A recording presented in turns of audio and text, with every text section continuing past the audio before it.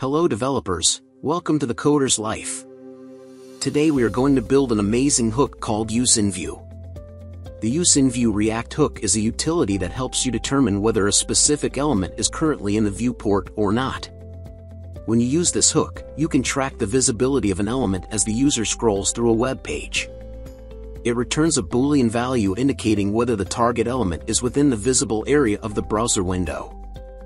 This can be useful for implementing dynamic behavior, such as triggering animations or loading content when an element becomes visible to the user. In my example, I'm creating dynamic scroll pagination with this hook. Now I'm going to create our example first. After that, we can work with our hook. Here I'll create a custom card list with a dynamic array. Follow me.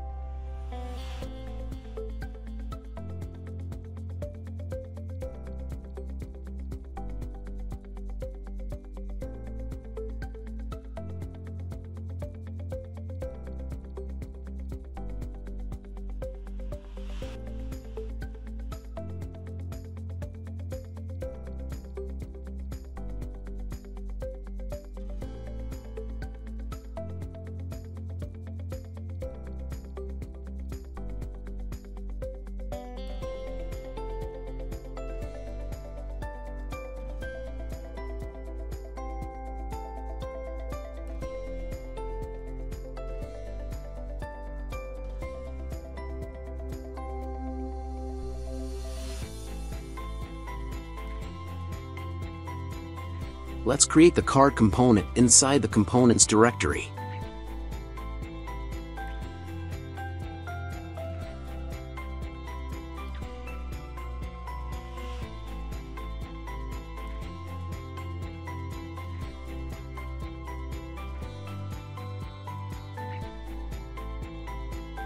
Now create and map a dynamic array inside our main container.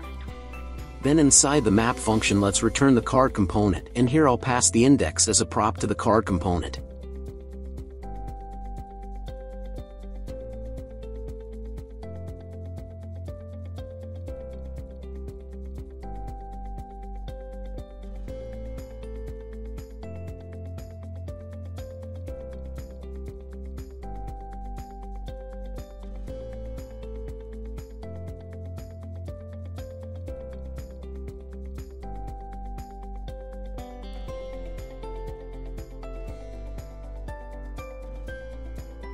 Our cards array looks good now.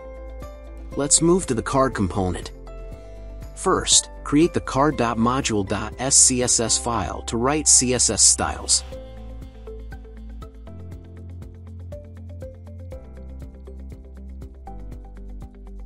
Then import card.module.scss file as a module inside the card component. Extract the index from props. Let's create the card component structure.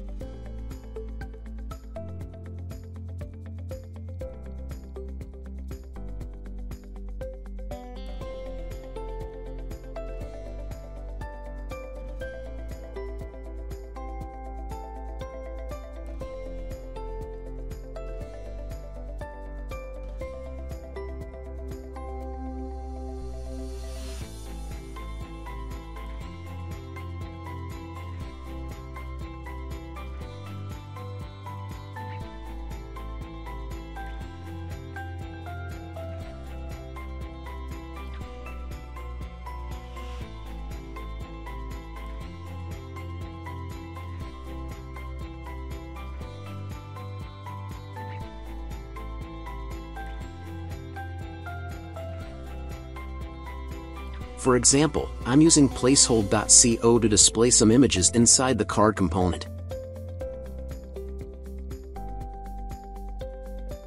Let's add some styles to card component.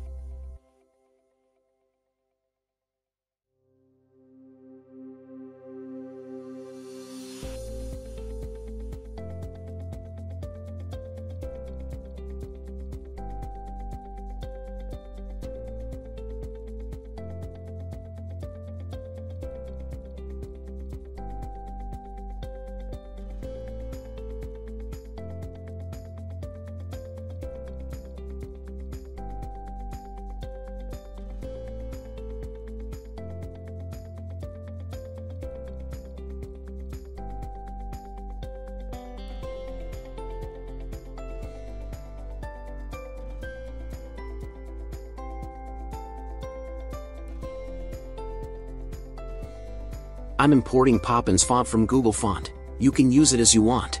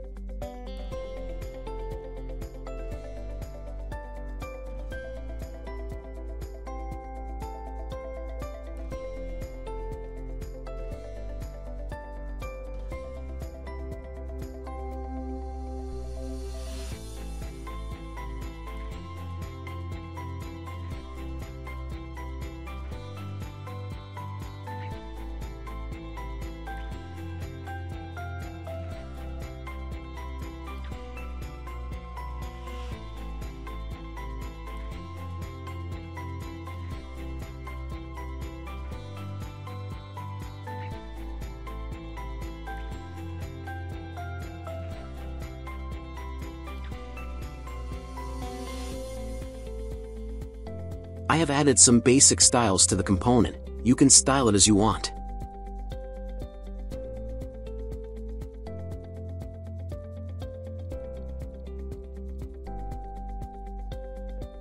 Let's move that dynamic array to the React state. It will be easy to update pagination in the future when we add the hook.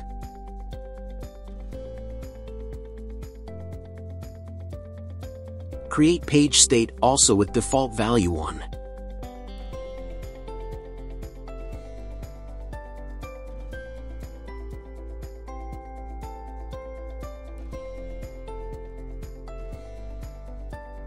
Inside the use effect, let's set data to data state.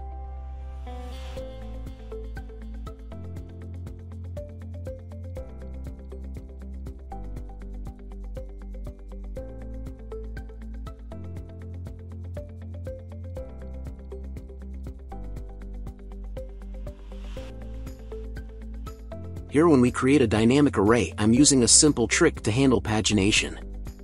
The value 5 is the items per page, and it's multiplied by the page.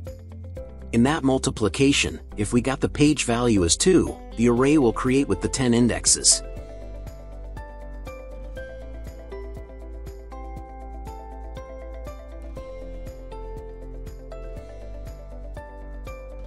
Don't forget to add a page variable to the useEffect dependency array. Let's replace dynamic array with the data state inside the return function.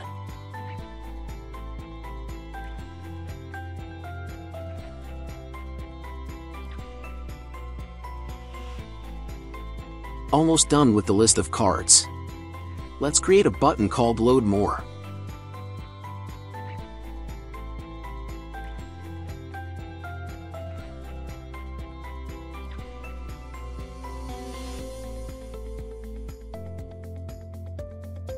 I will use this button to handle pagination with the hook.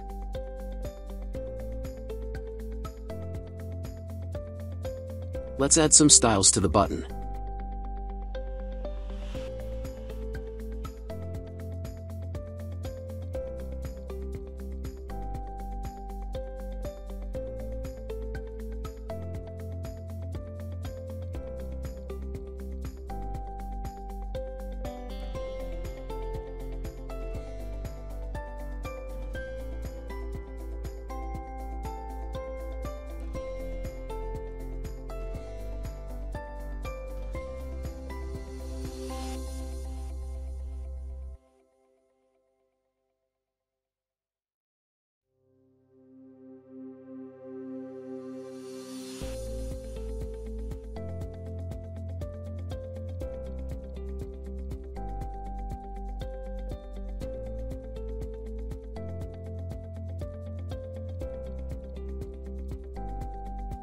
Now we can create our awesome hook. Let's jump into it.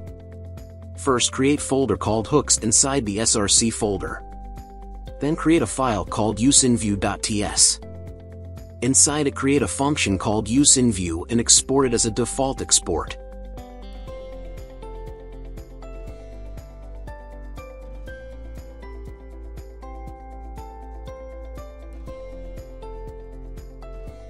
Create container ref variable using React useRef hook. Initial value should be null.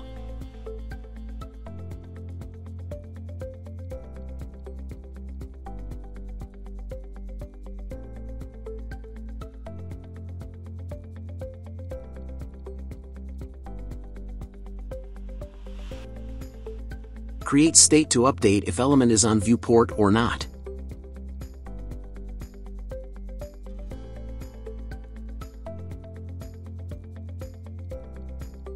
useInView hook should have parameter called options.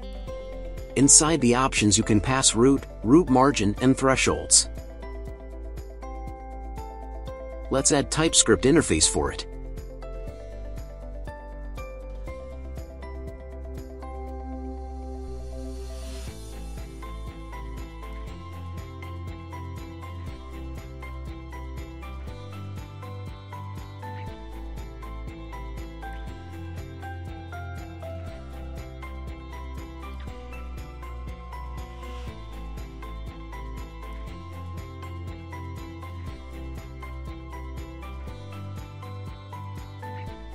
We are using JavaScript intersection observer to handle this hook. The JavaScript intersection observer is a tool that helps you keep track of when an element enters or exits a specific area, like the visible part of a web page. It's useful for creating effects like loading images only when they're about to appear on the screen, or triggering actions when elements become visible during scrolling. Instead of manually checking and reacting to element positions, you can use the intersection observer to efficiently watch for these changes, making your web pages more responsive and improving performance. Let's call to intersection observer API when the hook is get mounted. The intersection observer requires two parameters: callback and options. The options passed when we call the hook. A callback function in the context of the intersection observer is like a special function that you provide to the observer.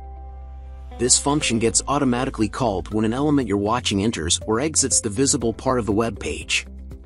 It's your way of telling the browser what to do when an element becomes visible or invisible as you scroll.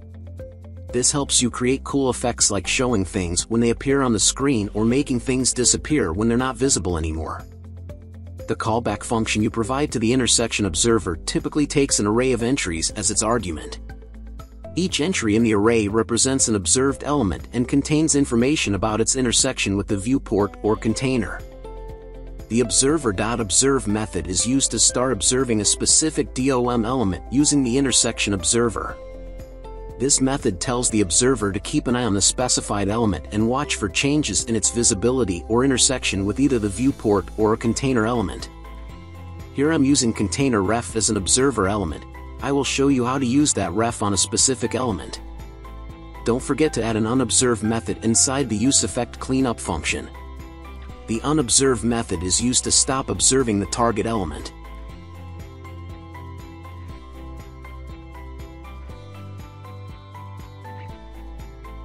Here I tried to store observer inside the state, but it did not work.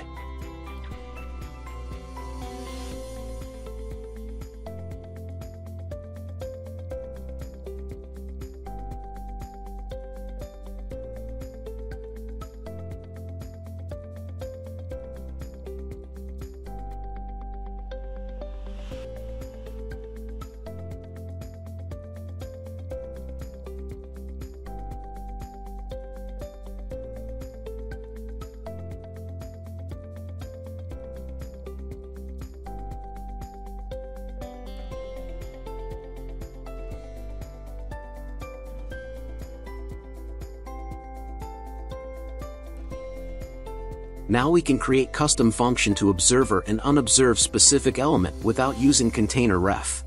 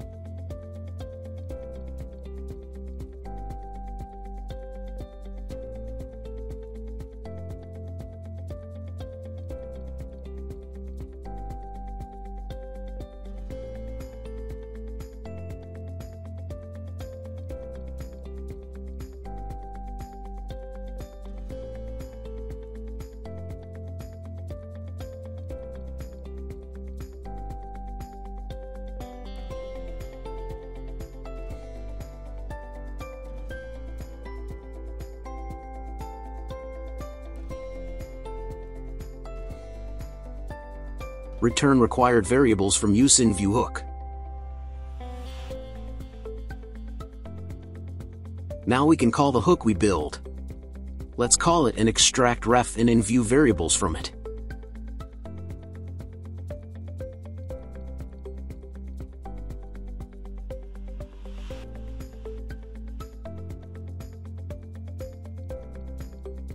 Now we should have to set the ref. We can add our extracted ref variable as the ref of our element. In my case, the element should be the button. We can pass thresholds as a number array when we call the hook.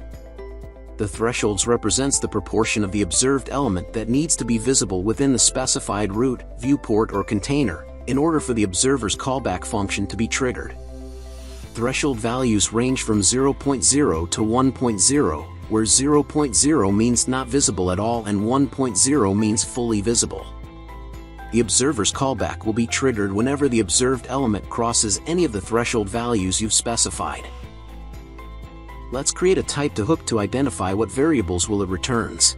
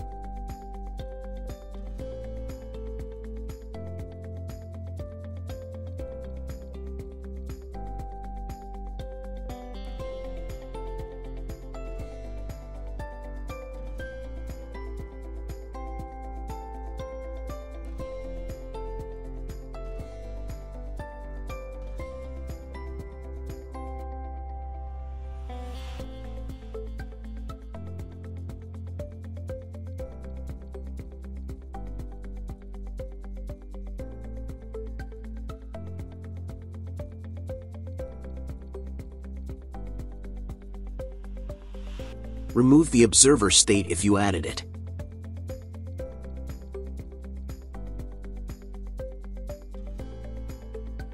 Let's add some missing TypeScript types.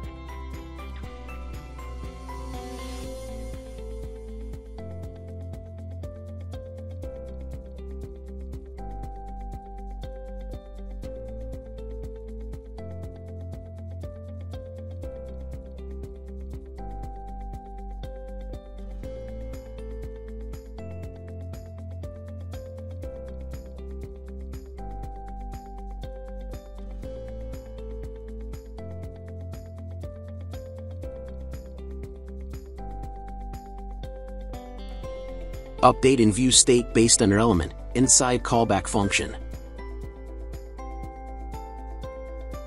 If entry ... is intersecting value is true, then your element should be in the inside of the viewport. Otherwise it will be outside from the viewport.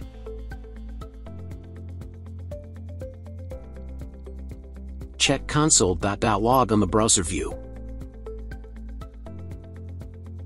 Let's update the page state based on the InView variable.